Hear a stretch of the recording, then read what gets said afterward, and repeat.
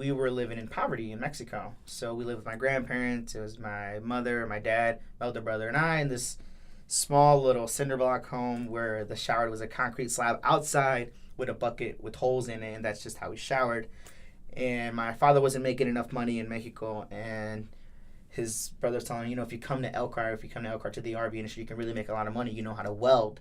And for them, it was a no-brainer because my parents were also constantly thinking, how are we going to put the kids through school? Can we afford that? What kind of opportunities do we want for them? And my mom stopped by. She's like, if my son wants to be a lawyer, he can be a lawyer. And if he wants to be a doctor, he can be a doctor. But he can't do that here. I can't provide that for him.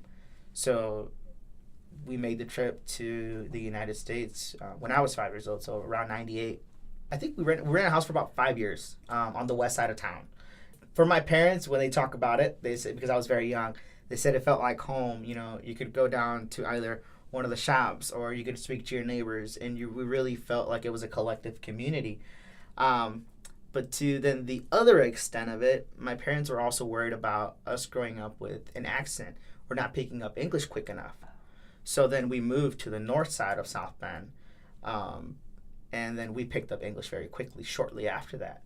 One of the neighborhood kids in front of our house, Malcolm, him and I hung out all the time. We could barely communicate that first, 6 months to a year, but by the time I really started school, I knew English all of a sudden. I don't remember that transition. It just happened, but we just knew we were two little kids who liked to play kickball out in the yard or make a mess with all my dad's tools in the back, and we just picked up on it. So I guess their plan worked, or what they were really proposing was for us to learn English, and we did. When we were making the trip from Mexico to the United States, I vaguely remembered really just a couple of things.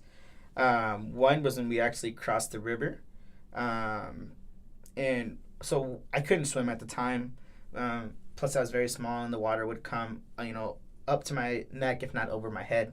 So one of the things that we had to do was to make some kind of floating devices. So what we did was we grabbed trash bags, filled them with air, tied them, and tied them sealed shut. And there was 2 black trash bags that we tied onto. I will hold on to the handles of each bag, and then bring them to my chest.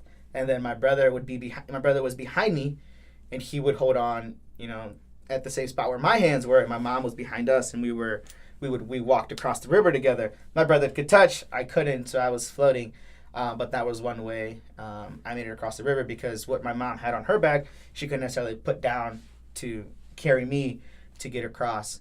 It was very brave of her to get up and do that, because it was my mother and my brother and I. My dad was in the U.S., so it's not like we also traveled with our father. It was just a mother and her 2 sons, one who was 5, the other one who was 8. And for her, it just really set the foundation for what we were going to aspire to do there on forward, because you weren't going to make that trip or take that sacrifice and not be successful. We were going to make it one way or another, and we were going to pursue the education that we wanted one way or another. And if I wanted to be a doctor, my mom said, you're going to be a doctor. If I've got to work 3 jobs, I'll work 3 jobs. And if you've got to work, you've got to work. And if the whole collective family has to put money together for you to get that degree, you're going to get that degree.